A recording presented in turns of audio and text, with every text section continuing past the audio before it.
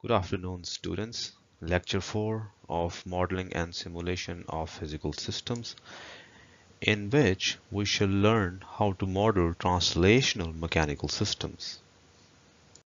The lecture agenda includes modeling different elements of the translational motion mechanical systems, such as translational spring, translational damper, and the mass. And then using these models, we shall describe how to write down the equations of motion for the entire system. And with the help of example, we shall understand how mass spring and damper systems can be described using these equations of motions. And as a real life example, we shall also look at the application of this modeling procedure in case of a vehicle suspension system. So as we all know that the translational motion describes motion along straight line or some straight line axis. For example, a boxcar and its halting system can be modeled as a translational motion system, and its real life example can be found in the railway systems where we wish to slow down a railway bogie as it approaches some terminal.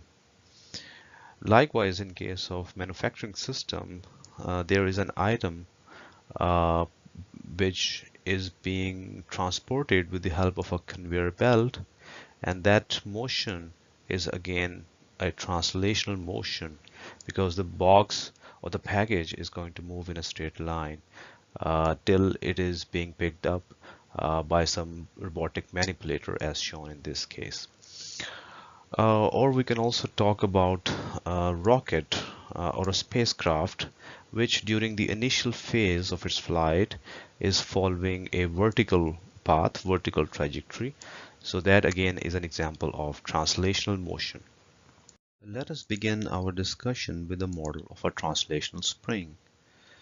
As we know that the translational spring is the one that exhibits its displacement along some straight line axis as shown here. It is described by the parameter spring constant K.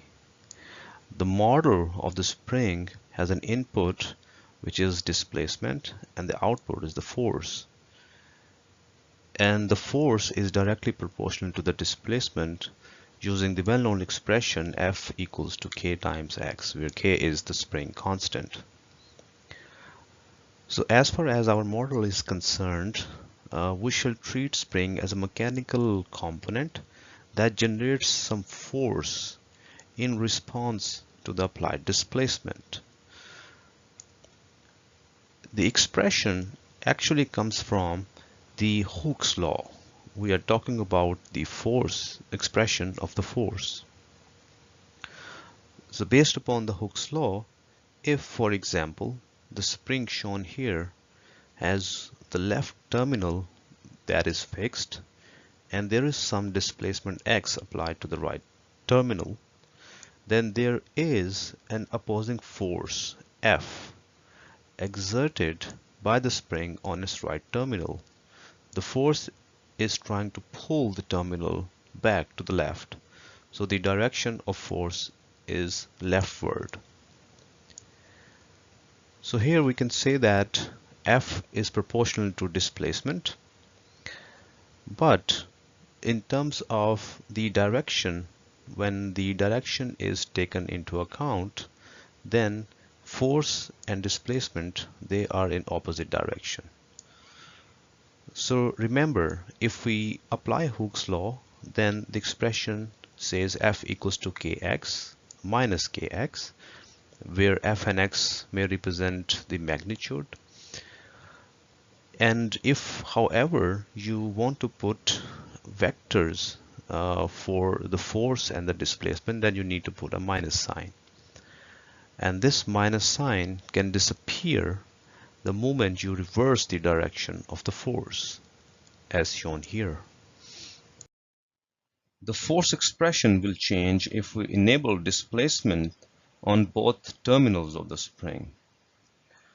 We are going to write down the expression of the force for each one of the two cases shown on this slide, with the direction of forces as shown here.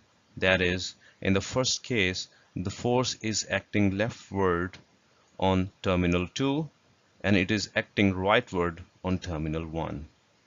Eventually, we shall show that the force expression remains unchanged for both the cases. So if we define F to be the magnitude of the spring force generated on terminal 2 or terminal 1 with the corresponding direction shown for each case. X1 is the magnitude of rightward displacement on the terminal 1, and X2 is the magnitude of rightward displacement on the terminal 2. Then by applying Hooke's law, in the first case we can easily see that the force will be equal to spring constant times the magnitude of net displacement, that is x2 minus x1. It is the displacement on the right hand side. However, in the second case, if we wish to write down the expression of the force, we first need to reverse the direction of displacement x1 and x2 so that we can apply Hooke's law conveniently. So when we reverse the direction of the displacement, we'll have to add negative sign, and then the expression will become k times minus x1 minus x2 whole multiplied by the spring constant. But that is the same as k times x2 minus x1. So what we have understood from this example is that the force applied by the spring on both the terminal has the same magnitude, in fact the same expression, except that they are exerted in the opposite direction.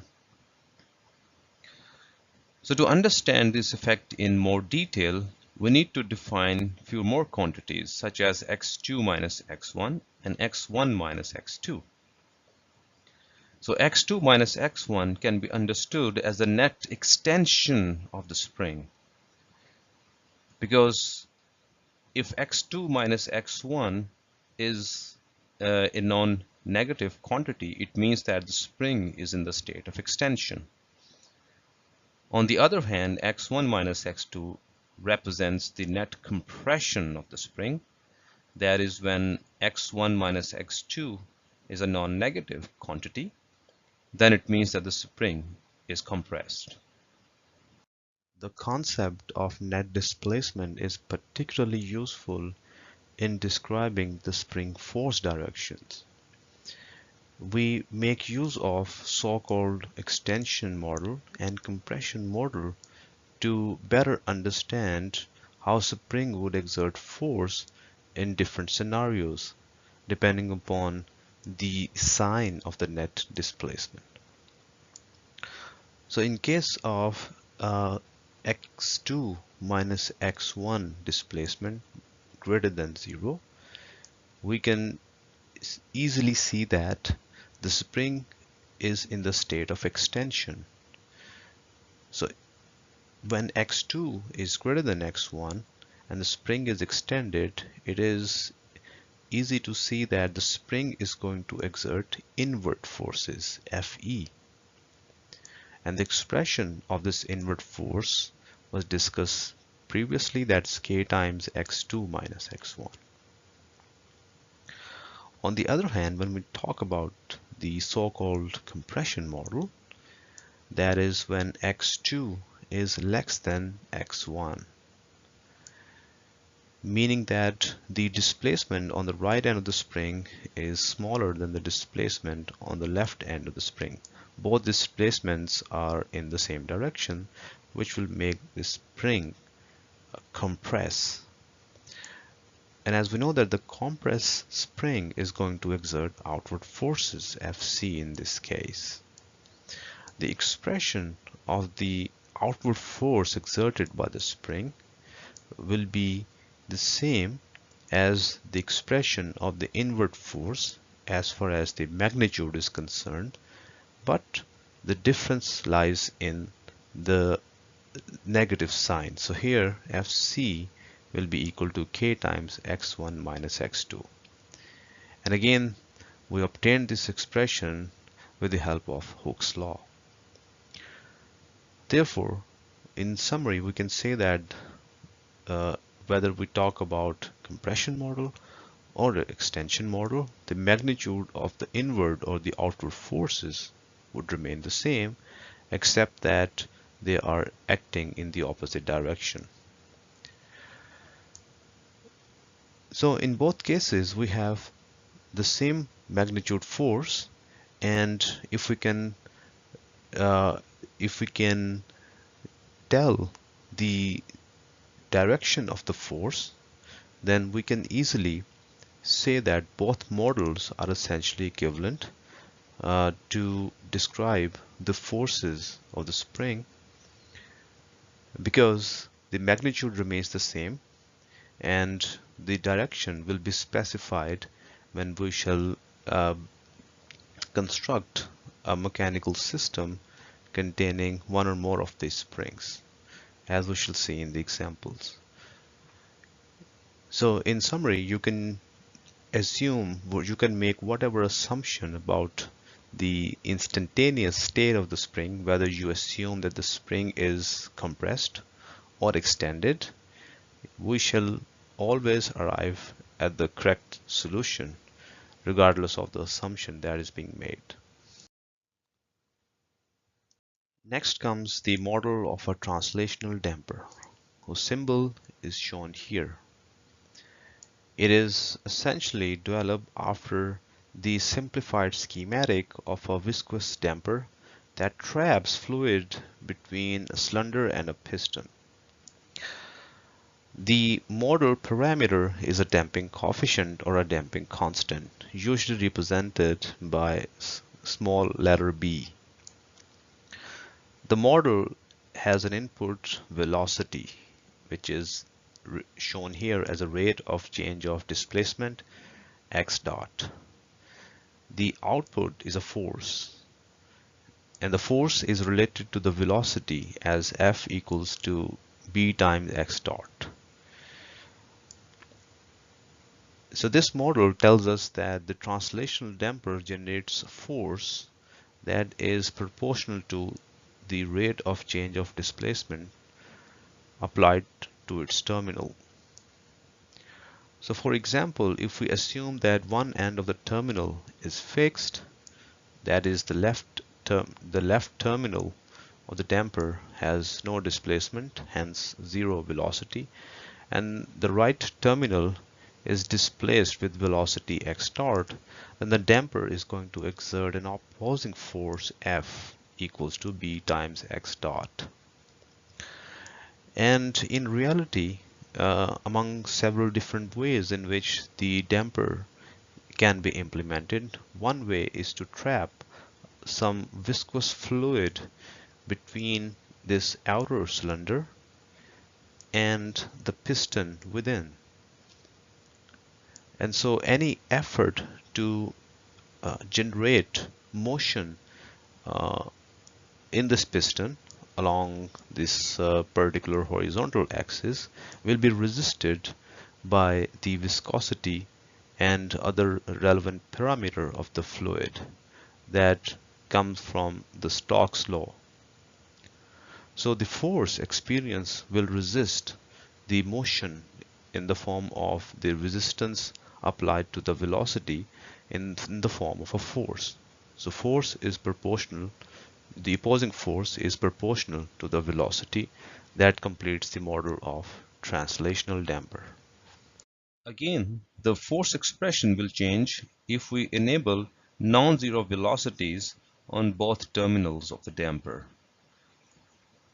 Therefore, in this case, we no longer assume that terminal 1 is fixed. Instead, we're saying that there is a motion on terminal 1 and it is moving rightward with velocity x1 dot. On terminal 2, we already have velocity x2 dot. Now, if we want to write down the expression of force applied by the damper on the terminal 2,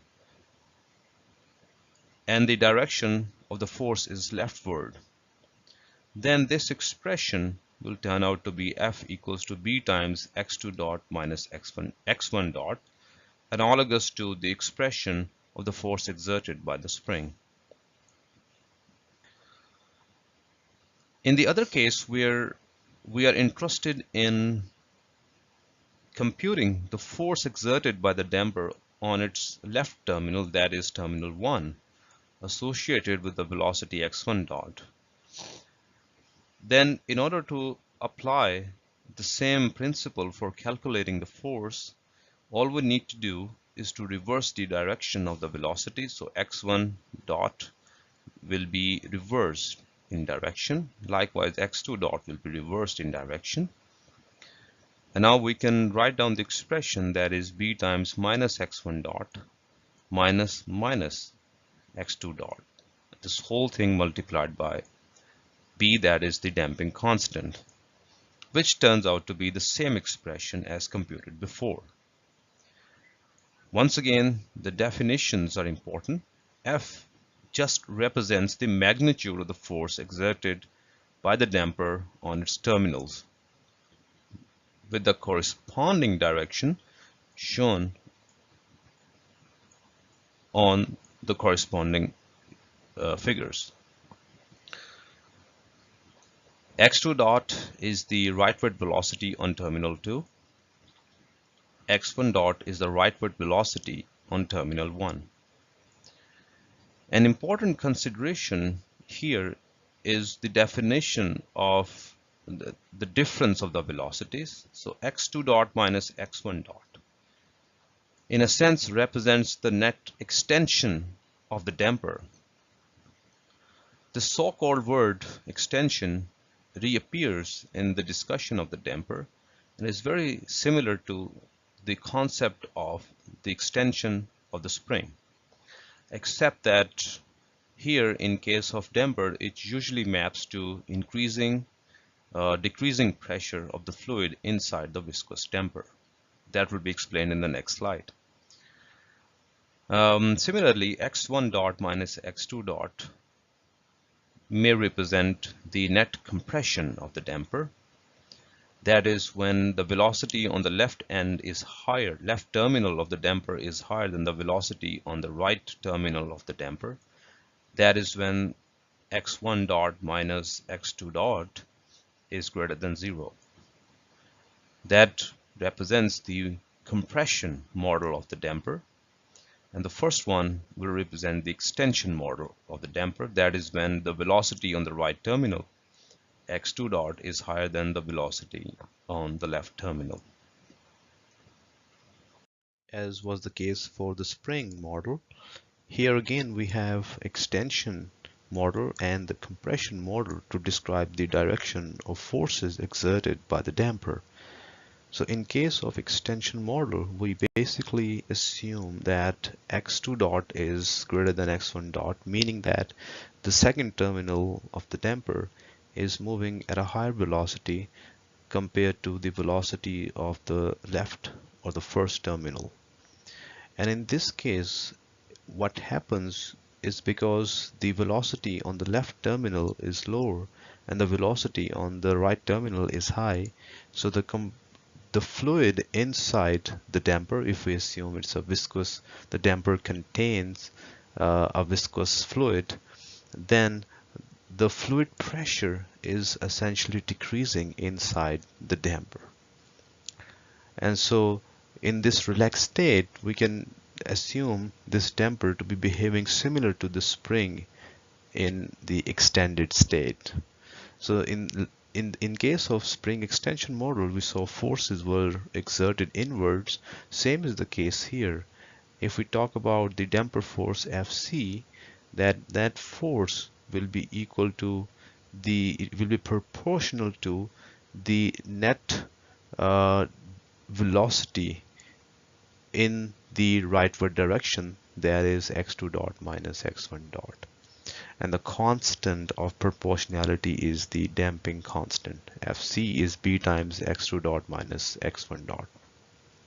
Remember, Fc is the magnitude of inward force exerted by the damper on its terminal. By contrast, the compression model assumes that the velocity on the left terminal is less than the velocity on the right terminal. In this case, the fluid pressure, again assuming that the damper is a viscous fluid damper as we saw in the previous slide, then the fluid pressure will increase in case of compression model. And that's because the left terminal is moving at a higher velocity than the right terminal, so therefore it is natural for a fluid to get compressed inside the damper. So a compressed fluid is going to naturally exert outward forces Fe as shown here for the compression model, and the magnitude of the force will be proportional to the left displacement, the net leftward velocity of the damper, that is x1 dot minus x2 dot. So that Fe is b times the velocity on the left terminal minus velocity on the right terminal. And again, we see that the magnitude of both the forces, that is the inward forces for the case of compression model, is the same as the magnitude of outward forces in case of extension model. So the both models are essentially equivalent as far as their magnitude is concerned, up to the direction of the forces which will be utilized at the runtime when we shall see how these dampers are put together in the complete system. So far in our discussion, we have shown that both the spring and damper are modeled as the force generating elements, but the difference lies in the nature of energy which is being stored or released or dissipated in the two cases. So remember, spring is an energy storing element or energy releasing element, and the spring stores or releases energy as potential energy. Some real-life example of spring includes the coil spring or the cantilever beam spring, rubber spring with shock mount, or the pneumatic spring that can be used to model the flexibility of the tire of the automobile. Damper, on the other hand, can only dissipate energy, usually in the form of heat. It is a heat dissipating element. As we saw, an example in case of damper was that of the viscous fluid damper, where the fluid was filled in between the cylinder and the piston. And then we have a shear damper and the pneumatic air damper and eddy current dampers, to name some of its implementation. However, it should be remembered that dampers can also be used to model the effects of friction or the drag, windage, and hysteresis losses. So these are some of the examples of inevitable losses. Usually those losses occur in the form of heat, and even though those systems which suffer from these losses may not have the dampers that are listed over here or some explicit dampers in the form of other examples, but those effects such as friction, drag, windage, and hysteresis, they can adequately be modeled by assuming that the system has some damping element. So that is a way in which the model can incorporate damper to reflect these effects. Apart from spring and damper, we have another mechanical component, that is the mass or inertia. And the defining characteristic of this third element is that it stores or releases energy in the form of kinetic energy. However, The main difference lies in the fact that the mass is not modeled as a force generating element. Instead, we are going to see in the next few slides that the mass is usually modeled as an element that receives or experiences forces, and in response, it generates some acceleration within itself. The model of translational mass or inertia is being discussed here. The symbol is usually a box or rectangle or something that resembles a cube, but remember it can be of any other shape depending upon the problem at hand or the application that needs to be modeled. In its symbolic form, the mass is represented by a parameter, that's the mass of the object, represented by small m. And in setting up the model, the schematics usually show that there are two opposing forces. One of them is known as the applied force F, and the other force, usually considered as the force that is acting in a direction that is directly opposite to the direction of F. That force is the opposing force, that is Fs. These are the two inputs, forces experienced by the mass, and the output is in the form of x double dot, that is the derivative of the velocity, hence the acceleration. And now you can easily see the fact that we are trying to relate the force with, or the forces with, the acceleration experienced by the mass.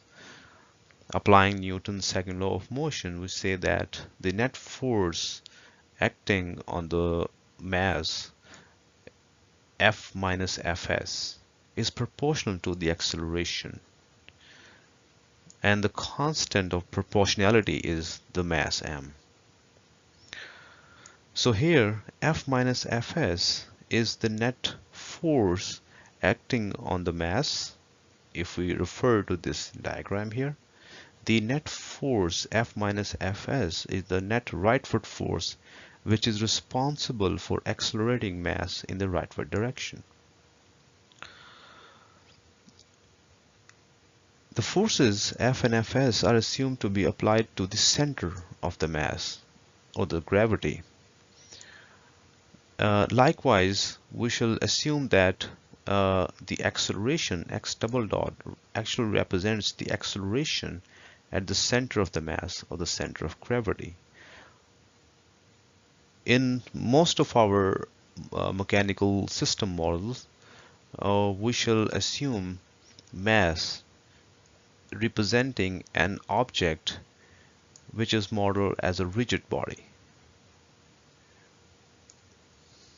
or a point mass. Another thing about the model of the mass is the case when the object has a negligible mass, or we wish to ignore the mass of an object compared to something heavier in the vicinity, or when we don't wish to count the weight of an object in a particular situation. And herein lies the case of zero mass, where m is set equals to 0. In this case, the model would simply imply that F minus Fs equals to 0. Therefore, the applied force is the same as the opposing force, Fs. Now, this zero mass case is particularly useful in resolving forces at the terminals of the spring and dampers. Remember, these elements were modeled as the main component, either shown as by the symbol of the spring or the damper, and then they had terminals, and we never discussed their mass. In our models, we shall assume that the spring and the damper, they are massless elements. But how can we talk about the forces applied by the spring and the dampers on their terminals? In the procedure that we are going to discuss in more detail, the terminal of the spring or the damper will be assumed to have a zero mass, and the forces acting on the terminal of the spring or the damper, they are going to be balanced, assuming this zero mass assumption and applying the Newton's second law of motion. So in this example, if we look at the spring whose one end is fixed and the other end has some displacement due to some force. So here we are not talking about the force on the displacement on the spring terminal, rather we are talking about some force Fs. Then we can assume that the spring is exerting an opposing force F.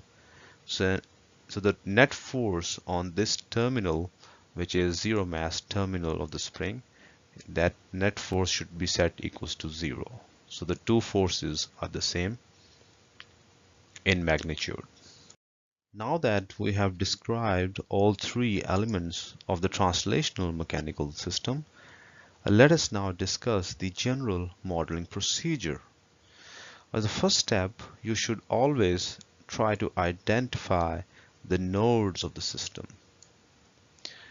So what does a node represent? A node represents masses where unique set of forces are acting.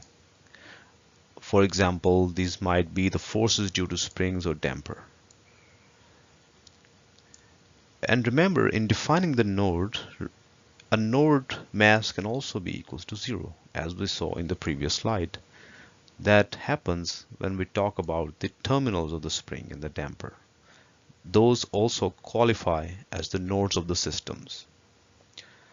So the first 2 points really emphasize that the modeling procedure starts by identifying the nodes of the translational mechanical system, and these are essentially the masses, including the zero mass situation. The next step is to assign distinct displacement variable to each node, and you can simply use the displacement variables such as x1, x2, and so on, or y1, y2, and so on, depending upon which axis is more applicable. Or in some cases, we might want to use multiple displacement variables along multiple axes. Similarly, we need to assign velocity variables, x1 dot or x2 dot. These are corresponding to the displacement variables, or the acceleration variables need to be defined if required. These velocity variables are useful in setting up the model of the damper. Displacements are useful for setting up the model of the spring, and acceleration to model the masses.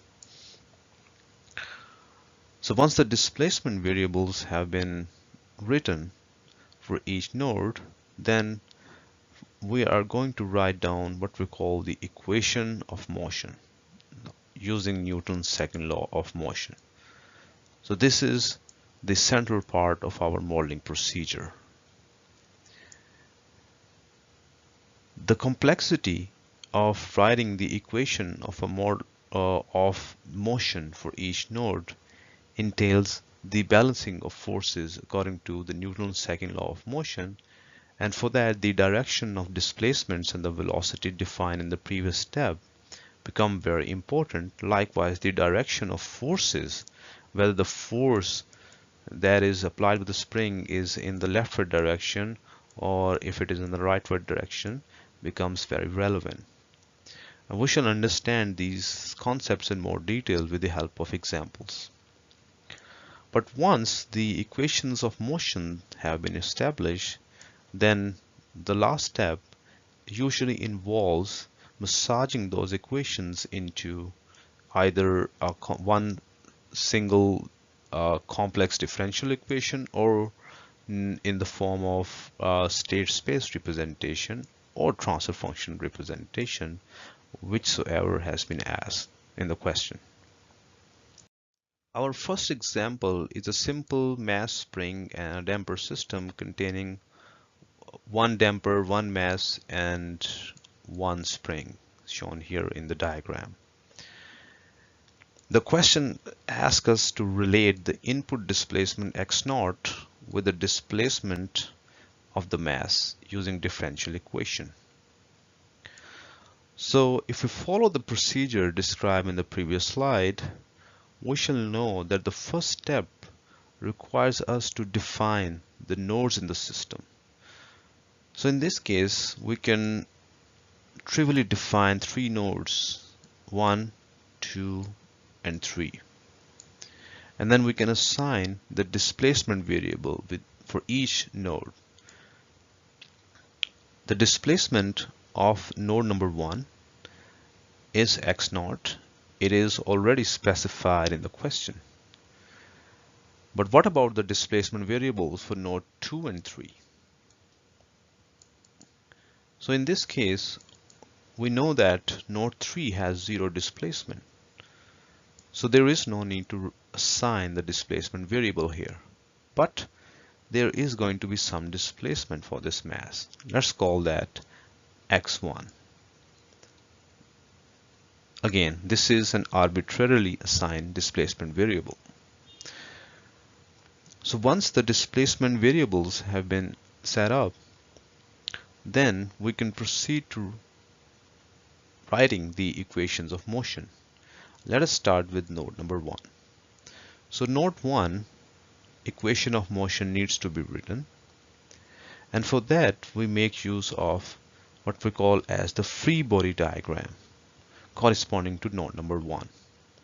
So remember, node number 1 has some displacement x naught as the input on the right hand side. On the left hand side, we have a spring. For the moment, we can detach spring from the remainder of the system and represent it in the form of a free body diagram, where we say that the other end of the spring, we know that's connected to the mass, but right now we're not showing mass in this diagram. The only thing that we care about is the displacement on the left end of the spring. And this displacement is the same displacement as the displacement variable x1 shown here. So this free body diagram simplifies the procedure of writing the equations of motion. Now that we know the displacement on both ends of the spring, we can define the force exerted by the spring. Because the node under consideration here is node number 1, which is the right terminal of the spring, we are interested in the force or the forces acting on the terminal. Clearly, there is only one element which is attached to this node, that is the spring. So this spring will exert force Fs. Here we are assuming that the spring is exerting force in the leftward direction. This is not necessary, however. You can assume the opposite direction, but then the assumption about the spring state will be changed. So here, when we say that the spring is exerting an inward force Fs, we are assuming the spring to be in the state of extension. That's why it is pulling the node 1 to the left. So it is exerting an inward force. However, remember that even if we assume the spring in the state of compression, we shall arrive at the correct expression. So that assumption doesn't make any difference, as well as the validity of the result is concerned. Nevertheless, if we proceed with this assumption that the spring extension model is in place, then we need to know what is the other force that is being acted on this terminal that is opposite to Fs. And right now we don't have that information. So let's put a question mark here. Now, if we write down the equation of motion, then we are essentially writing down the equation of motion for the mass of this terminal. Given that we know the forces exerted on this mass. So one force, that is the force due to the spring, is known, Fs, minus some opposing force that we don't know about, is set equals to the mass of the node, which is 0, times the acceleration, that is x naught double dot, which is essentially 0. Now, how important is for us to know about this unknown force, which is not given, or which we cannot compute at this point. So let's leave this question mark intact for the moment. Later we shall see if we can replace this question mark with some arbitrary force variable, or we can simply eliminate it in the due course of simplification of the final expression. As far as the equation of motion for the node 1 is concerned, we can either say that Fs minus question mark equals to 0, or we can just say Fs minus some unknown force Fa that is opposite to Fs equals to 0. That completes the equation of motion for node number 1. Now let us proceed to writing the equation of motion for node number 2, that is the equation of motion for a node representing the mass of the system M. The displacement variable is x1, and to write down the equation, we first need to specify two opposing forces acting on the mass. So one force can be taken from the force applied by the damper in the rightward direction, which will be in the same direction as the displacement x1. The other force Fs is acting in the leftward direction, that is the spring force, and it is opposite to x1. Then, according to the model of the translational mass, we have Fd minus Fs equals to m times x1 double dot. Again, you can work with forces in the different direction and still arrive at the same expression. So in this case, when we say that Fd is the force exerted by the damper on the right, and the Fs is the force exerted by the spring in the left, then we need to expand this expression of forces according to the assumption about the state of the spring and the state of the damper. Let us proceed. How can we resolve the expression of these forces before completing the equations of motion for node number 2? If we take the force Fd, which is applied by the damper in the rightward direction, we can utilize the free body diagram of the damper shown here. So in the free body diagram, we eliminate the components on its left and right side, and we make use of only the velocities on its terminals. So the left terminal is fixed, it is not moving.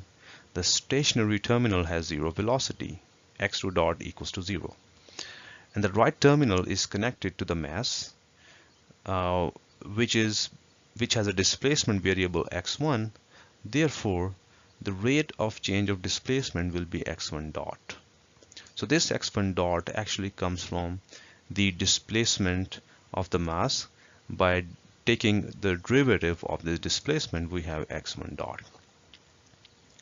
And we have assumed the force Fd is applied in the rightward direction. Quite naturally, we can now utilize the damper compression model. That is when the fluid inside, assuming if we have a viscous damper, then the fluid inside this viscous damper is exerting an outward force Fd. That is going to be proportional to x1 dot, and this x1 dot will be multiplied with b with minus sign.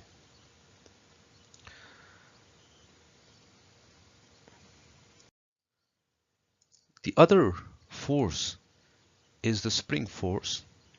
We now draw the free body diagram for the spring. In this case, the spring has both terminal associated with some non-zero displacements x0 on the right terminal and x1 on the left terminal. And we assume that the spring was exerting the leftward force Fs. In this case, we have made an assumption about the spring that the spring is in the state of compression. Therefore, it is exerting some outward force Fs. So the expression of an outward force exerted by the spring that was discussed earlier turns out to be Fs equals to K times x1 minus x0.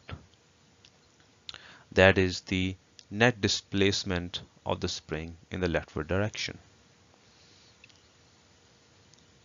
So once we have resolved the expression of forces acting on the mass associated with node number 2, and we know that Fd minus Fs equals to m times x1 double dot.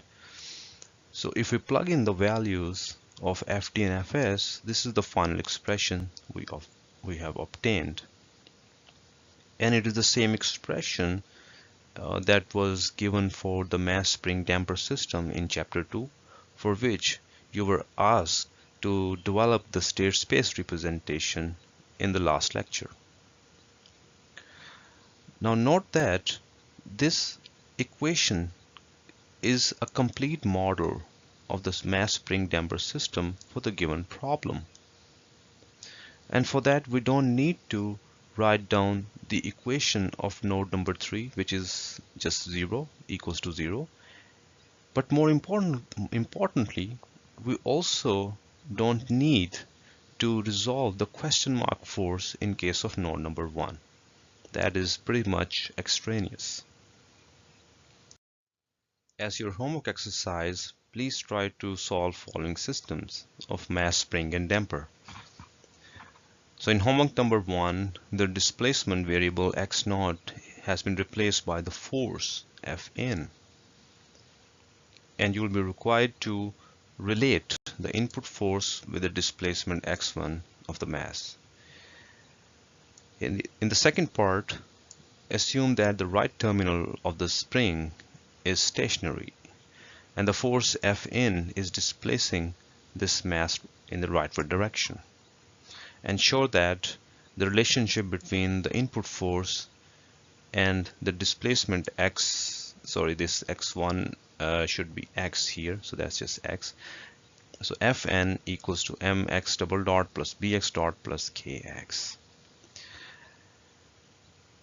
The third part requires you to develop the state space representation of the first two homework problems and show that the order of the system is 1 in the first part, that is homework 1, and the order of the system is 2 for the second part.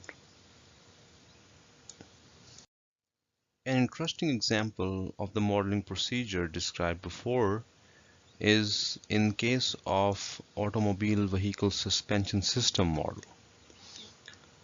So in this system, the vertical input displacement x0 is the displacement due to the bumps on the road as you drive the vehicle. The input x0 will be responsible for the bumps experienced by the passengers sitting inside the car, that is x2.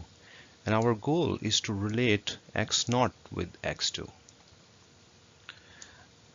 A good automobile vehicle suspension system would try to minimize the effect of bumps for the car or the passenger sitting inside it.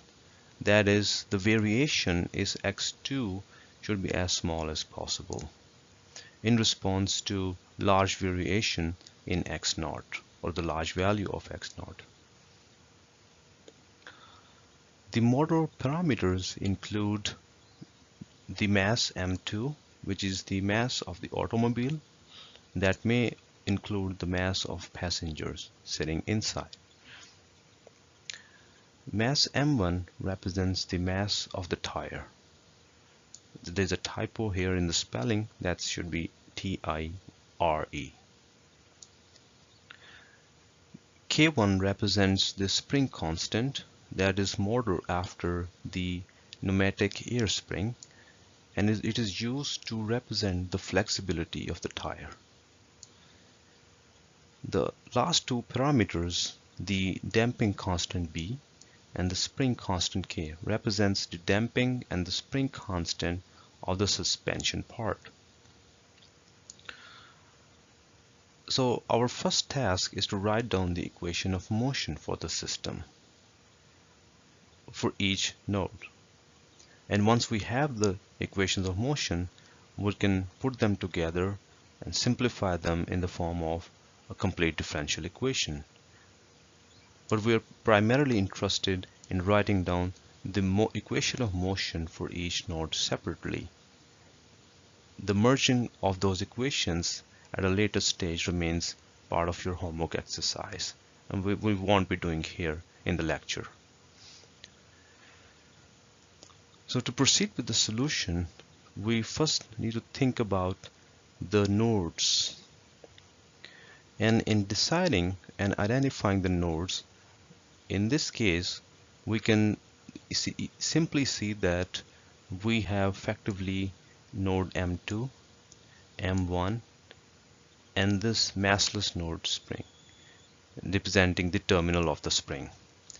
However, as we saw in the previous example, because we have no information about the force responsible for the displacement x0 that is causing the displacement of this spring, essentially we are not going to write down the equation of motion for this node, just because we don't have sufficient information about the forces acting on this node.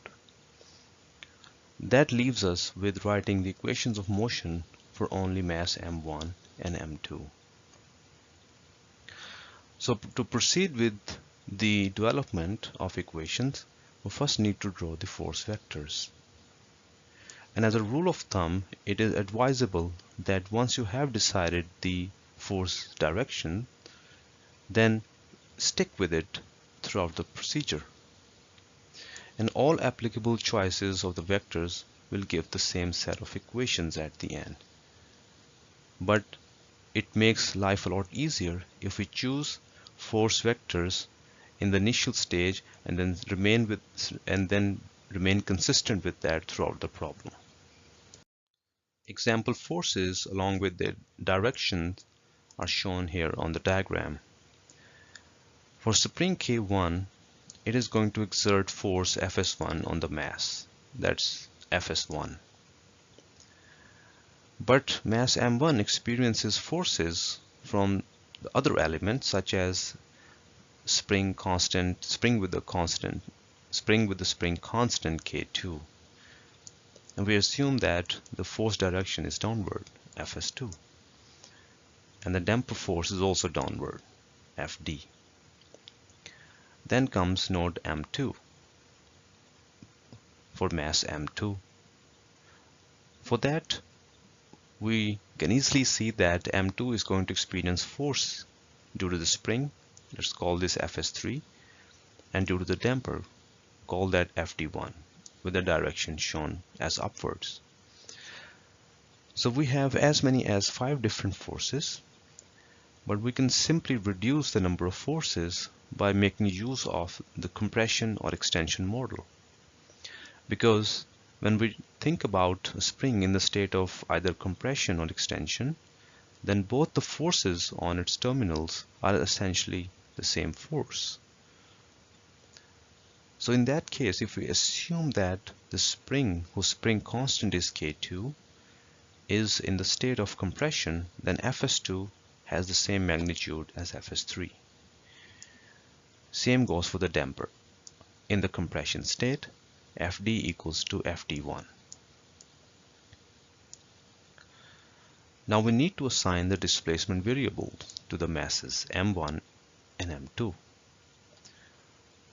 So let us choose x1 for m1, and we write down the force balance equation according to Newton's second law of motion. This becomes Fs1 minus Fs2 plus Fd equals to m1 x1 double dot. What this means is that the force Fs1 is in the direction of displacement x1. The other two forces Fs2 and Fd, they are in the opposite direction. Therefore, they have both minus sign. To resolve the expression of the force Fs1, Fs2, and Fd, we again make use of the free body diagram, in which we can easily tell the displacement on both ends of the spring for both the springs as well as for the damper. So in case of the first spring, the expression Fs1 turns out to be K1 x0 minus x1. Whether you assume compression model or extension model, the expression remains the same. Likewise, we can write down the expression for Fs2 and Fd. However, note that in developing the free body diagram for the damper, the displacement variable needs to be converted into the velocity variables, x1 dot and x2 dot. So in this case, we have assumed that spring S, the spring whose spring constant is K2, that is this spring, and the damper are in the state of compression. And we have written down the expression accordingly. Likewise, we can write down the expression of the equations of motion for the node M2. Here we have a displacement variable x2 that was given as part of the problem, and we know that there are two forces which are acting on this mass, Fd plus Fs2, and there is no opposing force, so Fs plus Fd minus 0 equals to m2 x2 double dot. That is when we neglect the weight of the mass m2. If we do not neglect the weight, then the equation becomes Fs2 plus Fd minus W2, where W2 represents the downward force acting on the mass that is due to the weight, equals to m2 x2 double dot. Now we know the expression of Fs2 as well as Fd as we wrote in the previous slide. So here we don't need to redraw the free body diagram and derive the expression from the scratch. Instead, we can just utilize the expression calculated from the previous slide, and we can plug in the expression to get this equation of motion. Similarly, we can plug in the values of the forces based upon the free body diagrams in the previous slide to write down the equation for node M1. And that completes the solution. As your homework exercise, you are required to solve these two equations, not solve. You are required to develop a fourth order differential equation using these two equations that relates the input displacement x0 with the output displacement x2, and find the state space representation as well. The state space representation part can also be found in the textbook example of automobile vehicle suspension system. So in this lecture, we understood the modeling principles for the translational motion mechanical system. We developed model for the basic elements of the translational motion mechanical system, such as translational spring, translational damper, and the mass. And we also learned the procedure to develop the model of the complete system in terms of writing the equations of motion. And with the help of two examples, we learn how to develop the equations of motion and possibly give directions to utilizing those equations of motion to construct differential equations. So that is the end of our lecture. I hope all of you understood this lecture, but still may have some questions. For that, we are going to have our regular questions and answer session on Thursday afternoon starting at 2 p.m. So till then, take care, stay safe, and bye-bye.